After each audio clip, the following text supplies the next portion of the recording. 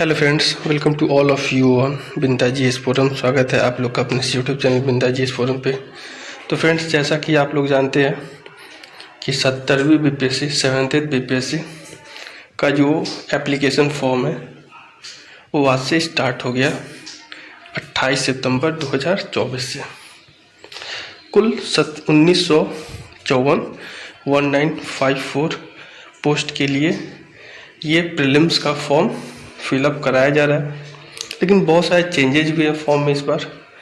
तो सबसे पहले हम लोग जान लेते हैं कि फॉर्म को कैसे भरना है, क्योंकि ये वैकेंसी अब तक की सबसे बड़ी वैकेंसी किसी भी आयोग एवर बीपीएससी या बीपीएससी छोड़ दें तो अन्य स्टेट पीसीएस की बात कर लें और यूपीएससी की बात कर लें, तो इतनी बड़ी वैकेंसी आज तक किसी अपर सबऑर्डिनेट यानी जो सिविल सर्विसेज का जो एग्ज़ाम होता है इतना वैकेंसी नहीं आया है। ठीक है, और 12 इसमें सीडीपीओ भी है, तो टोटल 1900 आपको 54 और 12 आपको 67 1967 पोस्ट के लिए ये वैकेंसी आई है।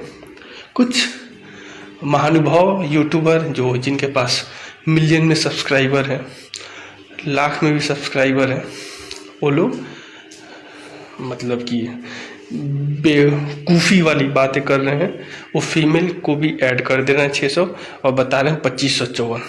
समझदार के लिए इशारा काफ़ी है भाई। अगर आपको किसी को डाउट हो तो समझ लीजिएगा, ठीक है। 1954 और 12 ही पोस्ट है सीडीपीओ का, यानी 1967 पोस्ट है टोटल। बात कर लेते हैं फॉर्म को कैसे फिल करना है, क्योंकि बिंदाजी इस फॉर्म एक ऑथेंटिक यूट्यूब चैनल है जो आपको एक एक प्रोसीजर को अच्छे से बताता है, ठीक है। कहीं पे भी कोई डाउट नहीं होगा। जैसे कि यूपीएससी और यूपीपीसीएस में ओटीआर का जो सिस्टम आया, वैसे बीपीएससी में भी ओटीआर का सिस्टम आ गया है। तो ये वन टाइम रजिस्ट्रेशन फॉर्म है। कैसे फिल करना है बारीकी से देखिएगा। तो कैंडिडेट नेम, एक चीज़ और मैं बता दूं, अभी आपके पास टाइम है। अगर 10th इंटर या ग्रेजुएशन में कोई भी एरर है, स्पेलिंग मिस्टेक है, उसको आप, अभी समय है 20 दिन है, पूरा 20 दिन में भी भगवान के दया से कहीं डेट एक्सटेंड हो जाए तो कोई बड़ी बात नहीं है, कोई बड़ी बात नहीं है। तो आप लोग उसे सुधरवा लें। जितने भी बिहार बोर्ड वाले हैं, अन्य बोर्ड की तो बात मैं नहीं बता रहा, 10th और इंटर का मिनिमम 1 सप्ताह, अगर इंटर में भी है तो दोनों मिला के 2 सप्ताह, यानी आपका 2 सप्ताह के अंदर में सब चीज़ चेंज हो जाएगा, जो भी अगर आपका सुधार करना हो तो ये चीज़ का ध्यान रखिएगा। क्योंकि इससे फॉर्म रिजेक्ट तो नहीं होगा, लेकिन आपको अंतिम में जब फाइनल सिलेक्शन होगा वहाँ पे बहुत ज़्यादा आपको जद्दोजहद और में भी बहुत सारे लोग डिस्क्वालीफाई भी हो जाते हैं। तो इस चीज़ से ध्यान रखना है। आइए फॉर्म को अब स्टार्ट करते हैं। Candidate name as it is 10th का जो सर्टिफिकेट है उसके अकॉर्डिंग आपको फिल करना है। स्पेलिंग एकदम तरीके से, ठीक है। उसके बाद वेरीफाई नेम में आप एक बार वेरीफाई कर लीजिएगा कि आपका फर्स्ट नेम लास्ट नेम, मतलब फर्स्ट नेम, सॉरी ये first name last name middle name और लास्ट नेम यहाँ पे सही होना चाहिए, ठीक है। डेट ऑफ बर्थ भी आप, बहुत ज़रूरी होता है। अगर ये गलत तो आपका फॉर्म, तो इस बार आप एग्ज़ाम बस एक मॉक टेस्ट की तरह दीजिए, उससे कोई आपके ऊपर इफ़ेक्ट नहीं पड़ेगा, केवल मॉक टेस्ट। इसलिए डेट ऑफ बर्थ एकदम तरीके से भरिएगा, ठीक है। उसके बाद फादर्स नेम को भी तरीके से भरिएगा। वेरीफाई अच्छे से कर लीजिएगा। जिन भी फीमेल का अगर वो मैरिड है तो अपने हस्बैंड नेम को सही से भरेंगे, ठीक है। अब नेक्स्ट आगे देख लेते हैं हम लोग। ये कॉलम थोड़ा सा ध्यान से, ठीक है। मैरिड अनमैरिड, फिर मेल फीमेल थर्ड जेंडर, ठीक है, इसको ध्यान रखिएगा। सबसे बारीकी वाली मैं बात बता रहा हूँ।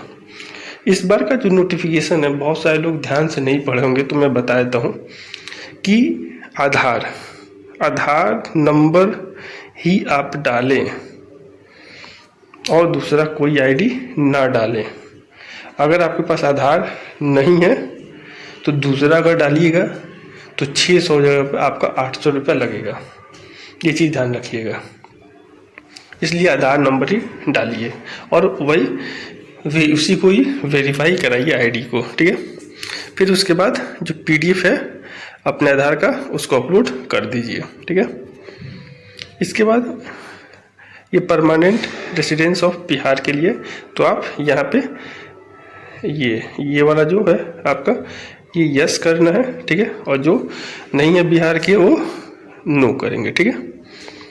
ठीक, उसके बाद आपका कैटेगरी है, ये ध्यान से, अगर आपका इस फिनेंशियल ईयर का नहीं है, 1 साल से पहले का है, ध्यान रखिएगा। फॉर्म जिस दिन लास्ट डेट है उससे 1 साल पहले का ही होगा। अगर आपका मान के चलिए कि आपका सितंबर 2023 का नहीं होना चाहिए, अक्टूबर 2023 का ही होना चाहिए, उससे पहले का होगा तो आपको रिजर्वेशन का कोई फ़ायदा नहीं मिलेगा, ना तो EWS का, ना तो SC का, ना तो ST का। SC ST का तो खैर मिल जाएगा, लेकिन EBC और BC का नहीं मिलेगा। ये चीज़ ध्यान रखिएगा, 1 ईयर ही मान्य होता है, ठीक है। अब नेक्स्ट आगे बढ़ते हैं। ध्यान से एक एक पॉइंट को इंडिकेट कीजिएगा, क्योंकि अभी डॉक्यूमेंट वेरिफिकेशन में अगर आप बोर्ड ऑफिस जाते हैं तो आपको वहाँ देखने को मिल जाएगा। जो लोग घर बैठे हैं उनको नहीं समझ में आ रहा है, जो लोग अंतिम प्रोसेस में आ जा रहे हैं उनको ये बात समझ में आ रहा है, तो ध्यान से। फिर ये डिजेबिलिटी का है। डिजेबिलिटी में भी आप लोग देख सकते होंगे कि इस बार कितना जद्दोजहद करना पड़ा है। 40% से ऊपर है तो ही आप यस कीजिएगा, अदरवाइज नो कीजिएगा, ठीक है। इसके बाद हम लोग देख लेते हैं ये सर्विस और एक्स सर्विस का, ठीक है। तो अगर आपके पास है तो ही एक चीज़ और मैं बता दूं, इस बार BPSC ने ये बहुत अच्छा काम किया है कि यहाँ पे लिख दिया है आर्मी, नेवी और एयरफोर्स। अभी तक होता क्या था, जो लोग किसी सर्विस से मतलब VRS ले से रिटायर हो जाते थे तो वो भी एक सर्विस पे क्लिक कर देते थे, ऐसा केस हुआ है। तो उन लोगों के लिए ये चीज़ लाया गया है। अगर आप NCC के हैं कैडेट तो यस कीजिए, नहीं है तो नो कीजिए। अगर आप बिहार गवर्नमेंट के एम्प्लॉय हैं तो यस कीजिए, नहीं तो नो कीजिए, ठीक है, ठीक है। नेक्स्ट हम लोग आगे का प्रोसेस देख लेते हैं। अब आपका नेक्स्ट प्रोसेस है कि एड्रेस का। एड्रेस बहुत मायने रखता है, यहीं से आपको रिजर्वेशन का फ़ायदा मिलेगा, ठीक है। तो ये आपका रिजर्वेशन के लिए, ठीक है। ये कॉरेस्पॉन्डेंस एड्रेस से आप पता चल जाता है कि आपको रिजर्वेशन का फ़ायदा मिलेगा या नहीं मिलेगा, ठीक है। तो ये area of address of correspondence का है, तो ध्यान से इसको फिल कीजिएगा एक एक पॉइंट को, ठीक है। पिन कोड, डिस्ट्रिक्ट, स्टेट बहुत ध्यान से, और अगर आपका सेम है तो सेम वैसे ही भर दीजिएगा, ठीक है। उसके बाद ये देखिए, ये बहुत ही इम्पोर्टेंट पॉइंट है, ठीक है। आपका एजुकेशनल क्वालिफिकेशन 10th मैंडेटरी है, सेशन मैंडेटरी है, पासिंग मैंडेटरी है, कॉलेज मैंडेटरी है, university board, obtain full marks और परसेंटेज। कोई एक भी कॉलम छोड़ रहे हैं तो आपका फॉर्म फिल नहीं होगा। वैसे 12th का भी एज इट इज सेम है, ये सब आपको अच्छे से भरना है, ठीक है। उसके बाद UG मतलब कि आपका ग्रेजुएशन, अंडर ग्रेजुएट, ये भी आप सही से भरिएगा, ठीक है। तब आपका OTR फिल हो जाएगा।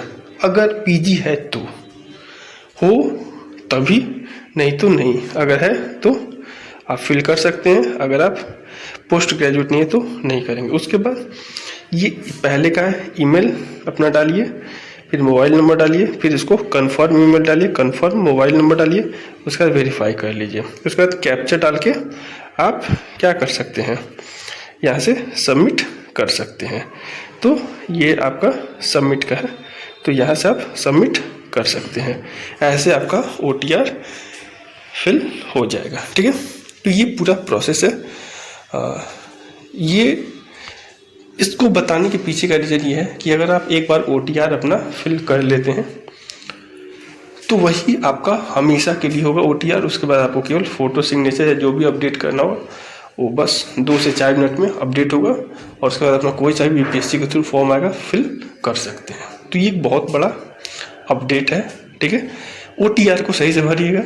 OTR एक बेसिक रजिस्ट्रेशन फॉर्म है, इसको आप गलत भरते हैं तो BPSC का सारा फॉर्म हमेशा के लिए आगे गलत ही फिल होगा, ये चीज़ ध्यान रखिएगा।